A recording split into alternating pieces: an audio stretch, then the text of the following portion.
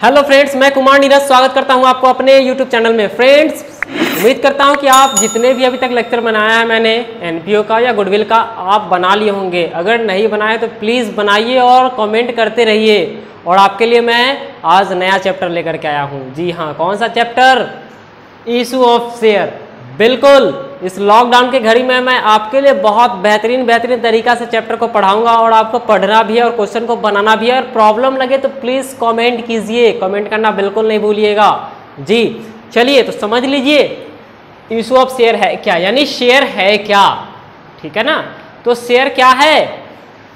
तो शेयर मतलब क्या है? अंश, यानी कि हिस्सा। चलिए, कहाँ का? किसी कंपनी का। यानी कि तो क्या होता है ये? तो सामान्यतः संयुक्त पूंजी वाली कंपनी या कंपनी का आशय किसी सामान्य उद्देश्य के लिए निर्मित व्यक्तियों के एक ऐसे संघ या संस्था से है जिसकी पूंजी अंश में विभाजित रहती है। मतलब कि ये कहता है कि कोई भी संघ में जब बहुत सारे शेयर होल्डर होते हैं, मतलब उसका शेयर को परचेज किए रहते हैं, ठीक है ना, तो वैसी कंपनी जो शेयर्स खरीद के ही स्टेबल किए गई हो, मतलब उसका कंपनी का शेयर आप लोग खरीद करके, शेयर होल्डर खरीद करके उसको चला रहा है, तो वो संघ मतलब वो जो कंपनी है वो शेयर्स के बेसिस पे रन करता है। मतलब उसका मालिक तो होता ही है, लेकिन शेयर होल्डर का भी अधिकार होता है उस पर। ठीक है, शेयर होल्डर का भी अधिकार होता है। किस पर? इसी पे। आगे कहता है क्या, देखिएगा, आगे कहता है वास्तव में कंपनी एक कृत्रिम व्यक्ति है जिसकी स्थापना कानून या अधिनियम के अंतर्गत होती है। मतलब कि ये जो है ना, क्या ये? यह एक कृत्रिम व्यक्ति है। मीन्स दैट कि वैसा को कृत्रिम कहा जाता है जो सरकार के द्वारा चलाया जाता हो। ठीक है ना? यानी कि कोई भी कंपनी सरकार के अनुसार चलती है, उनके नियमों कानून के अकॉर्डिंग चलती है, ठीक है ना, तो उसको कृत्रिम कहा गया है। ठीक है, तो ये सरकार के अकॉर्डिंग चलता है और इसमें बहुत सारे लोग क्या करते हैं? इसमें शेयर को परचेज करते हैं। जी हाँ, और उन्हीं के शेयर यानी हिस्से से कंपनी रन करता रहता है। उनके कंपनी क्या होते हैं? बिल्कुल, तो आपको समझ में आ गया ये क्या है? तो इस संस्था में बहुत सारे लोग क्या किए रहते हैं? शेयर्स खरीदे रहते हैं। मतलब उस कंपनी का हिस्सा शेयर्स में यानी अंश में विभाजित हुआ रहता है और लोग उसको खरीदे रहते हैं। ठीक है ना? चलिए, ये तो समझ गए आप। और आगे हेनी के द्वारा जो कहा गया है मैं वो पढ़ देता हूं, आपको दिख रहा होगा इसका डिफिनीशन। ठीक है, क्या कहता है? संयुक्त पूंजी कंपनी लाभ के लिए बनाई गई व्यक्तियों की एक ऐच्छिक संस्था है जिसकी पूंजी उन हस्तांतरीय अंश में विभाजित रहती है जिनका स्वामित्व सदस्य की शर्त होती है। मतलब कि यह पूंजी व्यक्ति के लिए तो है, ऐच्छिक है, इच्छानुसार है, आपको लेना है तो लीजिए, ठीक है ना, और उसका स्वामी जो होता है ना, सदस्य के अकॉर्डिंग कुछ शर्तें लागू किया रहता है। जी हाँ, कुछ इसमें कंडीशंस होते हैं। ठीक है ना? तो इसमें जितने भी थ्योरी, आपको थ्योरी प्रॉपर वे में पढ़ना पड़ेगा और थ्योरी को क्या करना पड़ेगा? जी बिल्कुल, याद करना पड़ेगा। सिर्फ डिफिनीशन ही नहीं, और जितने भी टॉपिक है इसके अंदर ना, उसको भी आप क्या कर लीजिएगा? जी याद कर लीजिएगा, क्योंकि बहुत जरूरी है। और इसका थ्योरी आता है एग्जाम में, प्रैक्टिकल भी आता है और थ्योरी भी आता है, तो उसके अकॉर्डिंग आपको पढ़ना है। ठीक है ना? सारा कुछ पढ़ लीजिएगा। चलिए, मैं आगे बता देता हूं। आगे क्या बोलता है? ये दो तरह का होता है शेयर। कितना तरह का होता है? जी बिल्कुल, कितना तरह का? दो तरह का होता है। कौन कौन होता है? देख लीजिए ना कौन कौन होता है। तो पहला कौन है? Equity share. दूसरा कौन है? Preference share. इक्विटी कौन है? यानी इक्विटी का मतलब क्षमता अंश। कौन सा अंश? क्षमता अंश। ठीक है। दूसरा कौन है? Preference share. ये कौन सा शेयर है? ये पूर्वाधिकार अंश। तो समझ लीजिए दोनों में क्या है फंडा। ठीक है ना? तो दोनों क्या कहता है, दोनों में क्या फंडा है? तो इक्विटी शेयर वाले जो होते हैं ना, और जो प्रीफरेंस शेयर वाले होते हैं ना, ठीक है, तो इसको लाभ लेने का अधिकार दोनों को है, लेकिन इनसे पहले ये लाभ लेता है। याद रखिएगा इस चीज को, क्योंकि इनका वैल्यू ज्यादा है, इनका वैल्यू ज्यादा नहीं है। समझ लीजिए कि घर में जैसे गार्जियन होते हैं ना, है ना, मम्मी पापा होते हैं, तो बाल बच्चा को पहले खिलाते हैं ना, बिल्कुल। तो उस घर पे जो अधिकार होता है ना, माता पिता का ज्यादा होता है, तो माता पिता इसलिए अपने बाल बच्चों के लिए ज्यादा ध्यान देते हैं। बिल्कुल उसी तरह समझिएगा कि ये इक्विटी शेयर जो है ना, ज्यादा पावरफुल है, ठीक है ना, लेकिन प्रेफरेंस को पहले सुविधा मिल रहा है क्योंकि वो उससे क्या है, छोटे दर्जा का है। जी बिल्कुल।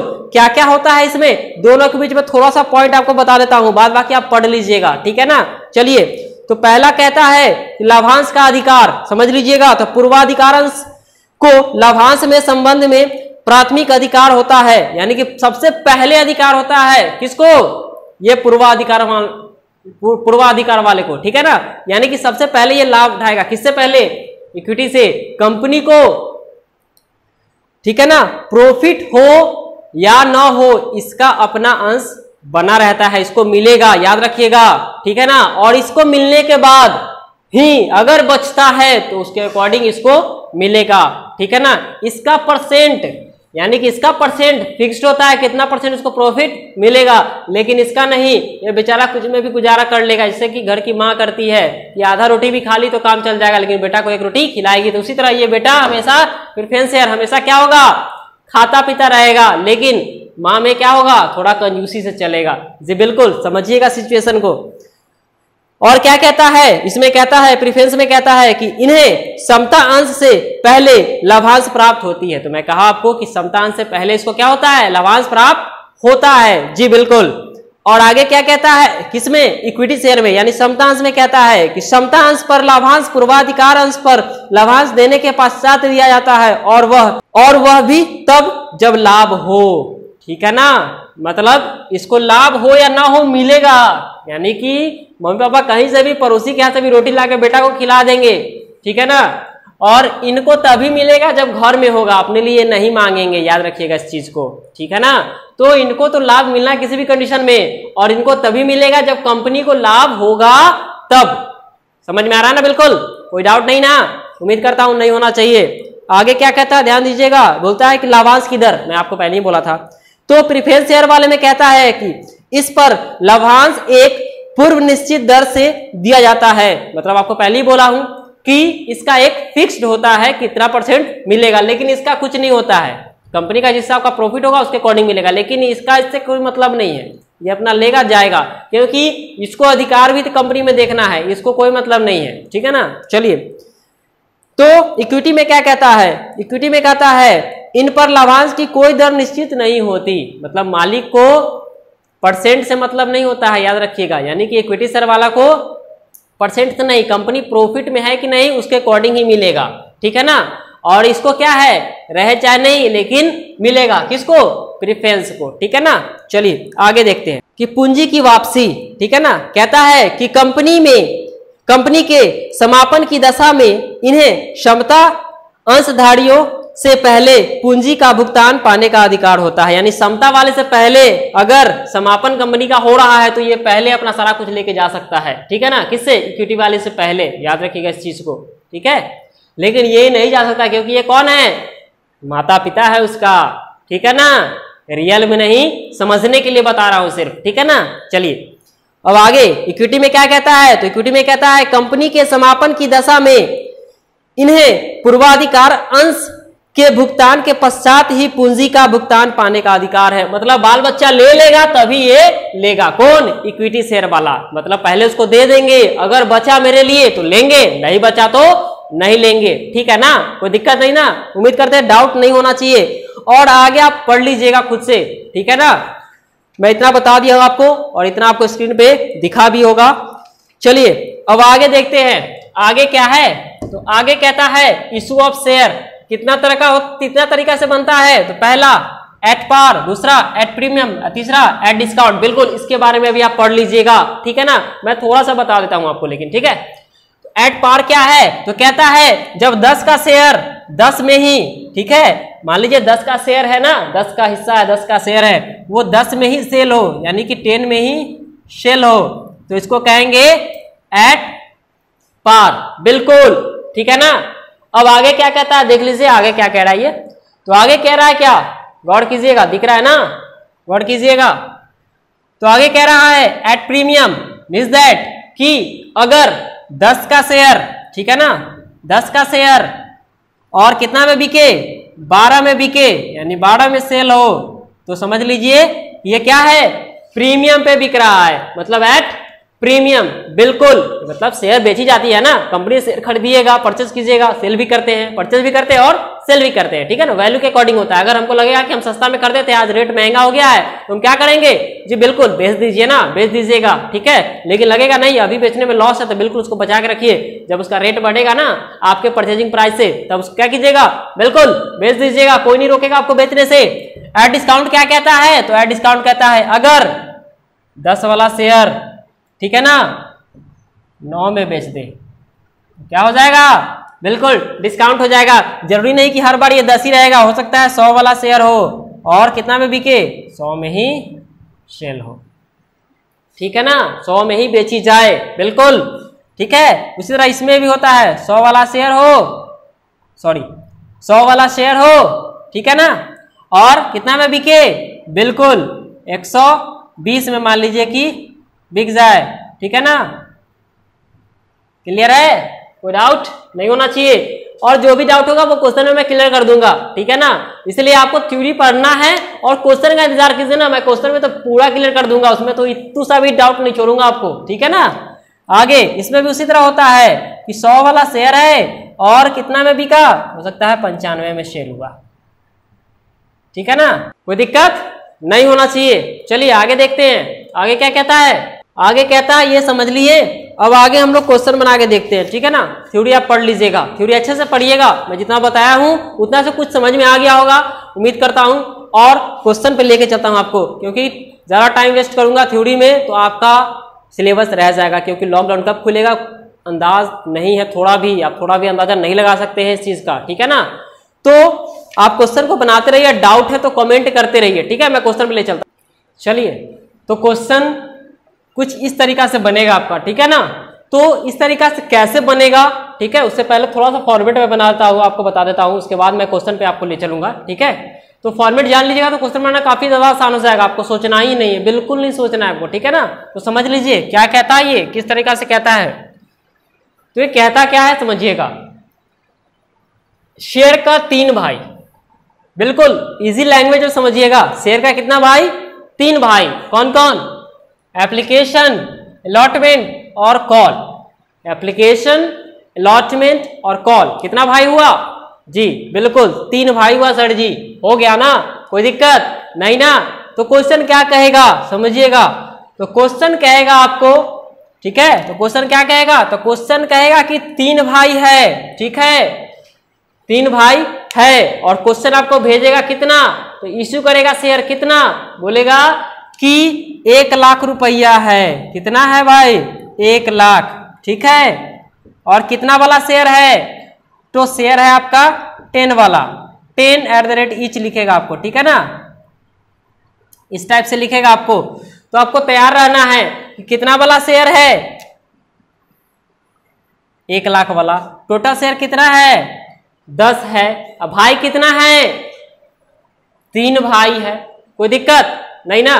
तो बोलेगा कि 1 लाख अमाउंट दिए हैं, शेयर कितना है, 10 गो, भाई कितना है, 3 गो, हो गया ना, कोई दिक्कत नहीं ना, आसान है ना। अब आगे देखिए क्या करना है इसको, तो आगे क्या करना है, तो बिल्कुल, तो क्वेश्चन ये भी कहेगा कि जो पहला भाई है ना उसको क्या रुपया दिए, 3 रुपया दिए, दूसरा भाई उसको क्या रुपया दिए, 4 रुपया दिए, ठीक है ना, यानी 4 को शेयर दिए, रुपया नहीं दिए, ठीक है ना। और कितना बच गया, 4 3 7, कितना करना है, तो सर जी 10 करना है, 10 कर सकते हैं या फिर 100 कर सकते हैं, यही ना बताए थे ना शुरू में कि 10 कर सकते हैं या फिर 100 कर सकते हैं, दोनों में से कोई एक कर सकते हैं, ठीक है ना। तो 10 वाला था ये, ठीक है, और कितना अमाउंट कितना है, गौर कीजिएगा अमाउंट कितना है, ठीक है, तो समझिएगा। तो 4 3 इसको मिल गया, कितना बच गया, तो 3 और बच गया, क्योंकि 7 हो गया, तो हमको 10 बनाना था, 3 इसको मिल गया, ठीक है। तो कितना मिल गया टोटल, तो टोटल सर जी कितना मिल गया, तो जो आप बोले थे बिल्कुल वही मिल गया ना सर जी, कोई दिक्कत नहीं ना, है ना। चलिए अब कुछ नहीं करना है, क्या करना है, तो हम बोले 1 लाख का मतलब 10 है, 1 लाख का मतलब 10 है, तो 1 का मतलब कितना होगा, आपको वो निकाल लेना है, ठीक है। तो 1 का मतलब कितना होगा, निकाल लीजिए ना, मुश्किल है क्या, नहीं मुश्किल होगा, बहुत आसान है। 1 का मतलब निकाल करके आपको क्या करना है, बिल्कुल यहाँ दिखा देना है आपको, बिल्कुल। तो 1 का मतलब कितना हुआ, 10,000 कैसे निकल गया? अरे यार डिवाइड कर दो ना, निकल जाएगा, ठीक है ना, कर दोगे ना, इतना तो कर सकते हो। 1 लाख को 10 से क्या किए, डिवाइड कर दिए, तो कितना का हिस्सा निकला? 1 का हिस्सा निकला। कितना का निकला? 1 का हिस्सा निकला, निकला ना, बस बिल्कुल। तो 1 का वैल्यू कितना हो गया? तो 1 का वैल्यू 10,000 हो गया, तो 3 का वैल्यू कितना होगा? 30,000 होगा। कितना होगा सर जी? 30,000 होगा, ठीक है। तो यानी ये 2 एंट्री बनाता है। कितना एंट्री? पहला वाला जो भाई है ना वो 2 एंट्री बनाता है, तो इसका 2 एंट्री बना हुआ है, पहला एंट्री ये और दूसरा एंट्री ये। इस पर डिस्कशन करेंगे, फिर बता देता हूं आगे। अब इसका कितना था अलॉटमेंट वाले भाई का? 4, ठीक है। तो 1 का वैल्यू 10,000, ठीक है ना, 1 का वैल्यू 10,000, तो 4 का वैल्यू बिल्कुल 40,000। कितना हुआ सर जी? 40,000, सही है ना, बिल्कुल। तो 40,000 इस दोनों एंट्री के लिए कितना जाएगा? 40,000 जाएगा। इसका भी 2 एंट्री है, ठीक है ना, किसका? अलॉटमेंट, ठीक है। टोटल भाई आपको दिख रहा है ना, कोई दिक्कत नहीं होना चाहिए, उम्मीद करते हैं आपको दिक्कत तो नहीं ही होना चाहिए।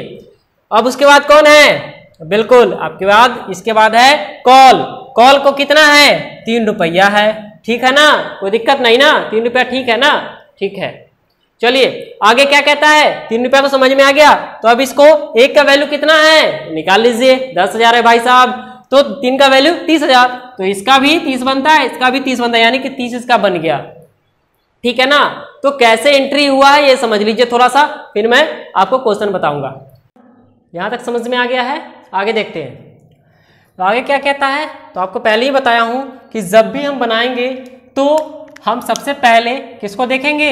पहला वाला भाई को। इसका क्या एंट्री होता है देख लेते हैं, इसका एंट्री क्या कहता है। तो इसके पहले वाले एंट्री में जो होगा ना वो क्या होगा? बैंक का एंट्री होगा, यानी बैंक अकाउंट। 2 में कौन होगा? शेयर एप्लीकेशन, जी बिल्कुल, ये इसको लिख दीजिएगा 2 में, पहला खत्म। इसका दूसरा एंट्री कैसे बनेगा? तो बिल्कुल जो नीचे आया था ना वो ऊपर हो जाएगा, जो नीचे आया था वो ऊपर हो जाएगा, ठीक है। और उसके नीचे कौन रहेगा? Share capital. बिल्कुल ये एंट्री फिक्स्ड है, कुछ भी चेंजिंग नहीं होगा। किसी टाइप का भी क्वेश्चन पूछे ये एंट्री आपका फिक्स्ड है, ठीक है ना। तो ये आप किस में लिखिएगा? शेयर एप्लीकेशन में, बिल्कुल।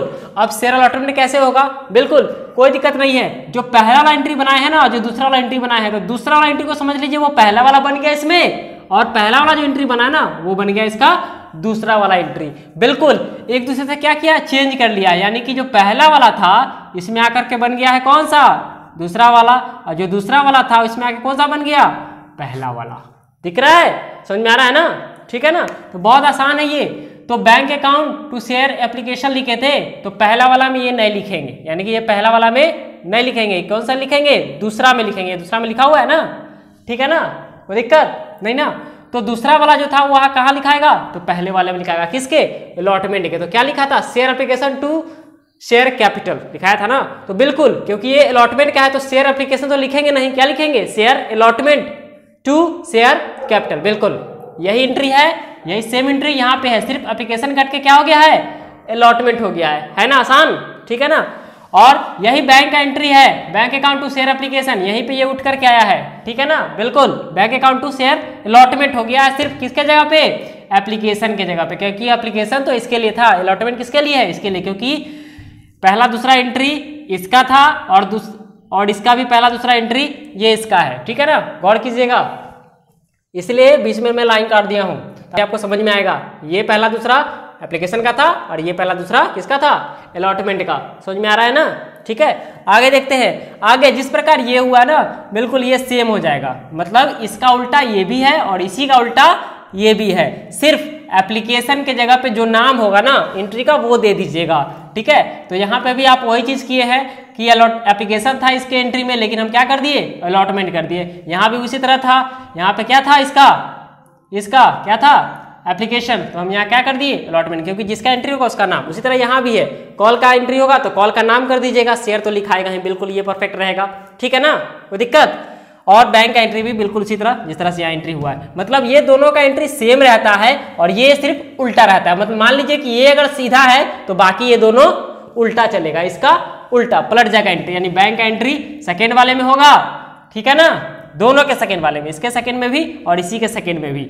और इसका जो पहला वाला एंट्री था, ठीक है ना, दिख रहा है ना, मतलब इसका जो पहला वाला एंट्री है ये दोनों के सेकेंड में है और जो दूसरा वाला एंट्री है ये दोनों के फर्स्ट में है, ठीक है, दिख रहा है ना, यानी कि दोनों का फर्स्ट दिख रहा है, यानी कि इसका जो सेकेंड था आपको इस दोनों के फर्स्ट में है, ठीक है, और इसका जो फर्स्ट था ना इस दोनों के कहाँ पे है, सेकेंड में, मतलब इसका उल्टा चलता है, ठीक है। आसान था फॉर्मूला, बिल्कुल इसी के अकॉर्डिंग हम लोग क्वेश्चन को भी बनाएंगे। और यहाँ पे कुछ नहीं करना था, अमाउंट को बिल्कुल जितना बोलेगा ना हम उसे डिवाइड करके एक का वैल्यू निकाल देंगे, एक के वैल्यू से हम जितना होगा कैलकुलेट करके सिर्फ वैल्यू पुटअप करते हैं, जितना वैल्यू होगा इसका, जैसे कि यहाँ पे बोला था आपको 3 था तो एक का वैल्यू कितना था, एक का वैल्यू था आपको कितना, एक का वैल्यू था आपको 10,000, तो 3 का वैल्यू 30,000, 4 का वैल्यू 40,000, 3 का वैल्यू 30,000। उस तरह जितना अमाउंट होगा ना 30,000 है पहला का वैल्यू, 30,000 इसमें भी आएगा, 30,000 इसमें भी आएगा, 30,000 इसमें भी, 30,000 इसमें भी, ठीक है ना, सब आएगा। लेकिन ये जनरल पैटर्न पे बनेगा, जनरल एंट्री, बिल्कुल जो 11th में पढ़े थे ना उसी पैटर्न पे बनेगा। जनरल का कॉलम काट देना, बनाना है। लेकिन नरेशन जब भी लिखाएगा यानी बीइंग या फॉर जो लिखते हैं ना, ठीक है ना, वो जब भी लिखाएगा क्वेश्चन के ऊपर डिपेंड करेगा कि क्वेश्चन क्या बोलता है, उसके अकॉर्डिंग नरेशन को हम लोग लिखेंगे।